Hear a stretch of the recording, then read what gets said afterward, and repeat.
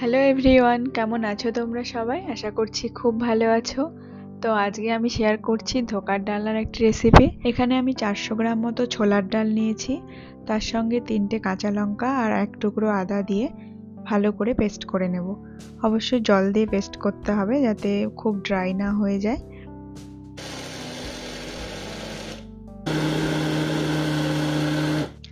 তো সবগুলো ডাল আমার পেস্ট করা হয়ে গেছে। এরপর দুটো বড় সাইজের আলু এরকম চৌকো করে কেটে ভালো করে ভেজে নিয়ে তুলে রাখবো।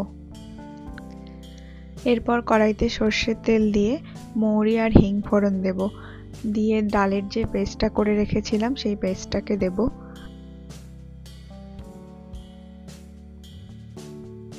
তারপর নুন হলুদ দিয়ে কিছুক্ষণ নাড়াচাড়া করে ডালের পেস্টটাকে ভালো করে শুকিয়ে নিতে হবে। তো ডালের পেস্টটা এখন অনেকটাই শুকিয়ে এসছে। তো এখন এই স্টিলের পাত্রটা একটুখানি তেল দিয়ে তারপর ডালের মিশ্রণটাকে ভালো করে হাত দিয়ে চেপে চেপে সমান করে দেব। এরপর একটা শুকনো লঙ্কা আর 1 চামচ করে জিরে আর গোটা ধনের একটা পেস্ট বানিয়ে নেব।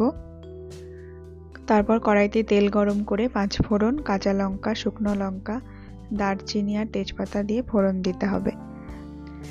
এরপর দিয়ে দেব আদার পেস্ট।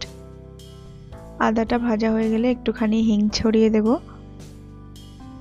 এরপর জিরে, ধনে আর শুকনো লঙ্কার যে পেস্টটা করে রেখেছিলাম সেটাকে ভালো করে এর মধ্যে দিয়ে মিশিয়ে নিতে হবে।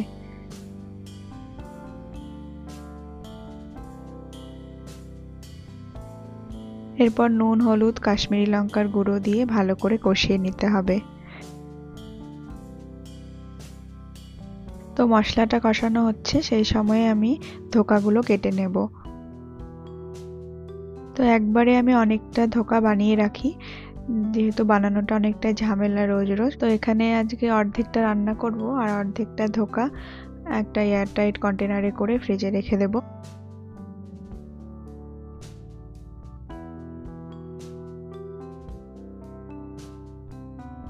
তো মশলাটা আমাদের একদম কষানো হয়ে গেছিল। এরপর দিয়ে দিলাম একটা টমেটোর পেস্ট।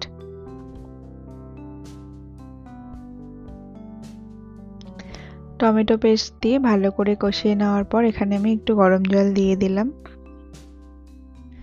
তো ধোকাগুলো আমার সব কেটে নেওয়া হয়ে গেছে। এরপর আমি হালকা তেলে ভেজে নেব।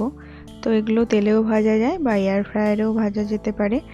তো দুটোই বেশ ভালো লাগে খেতে, তবে তেলে ভাজাটা তো অবশ্যই একটু বেশি ভালো লাগে।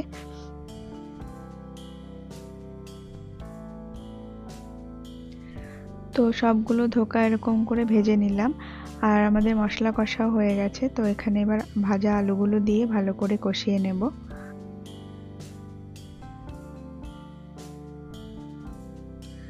ঝোলটা ফুটে উঠলে তার মধ্যে কাজু আর পোস্তর পেস্টটা দিয়ে দেব।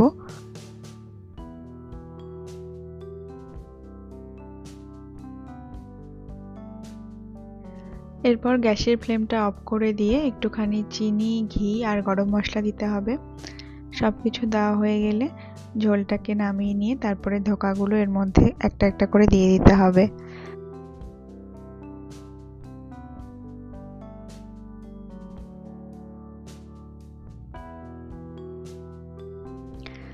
তো আজকে আমাদের ধোকার ডালনা একেবারে রেডি। তো কেমন লাগলো তোমাদের রেসিপিটি অবশ্যই জানিও। চলো ভালো থেকো, টাটা।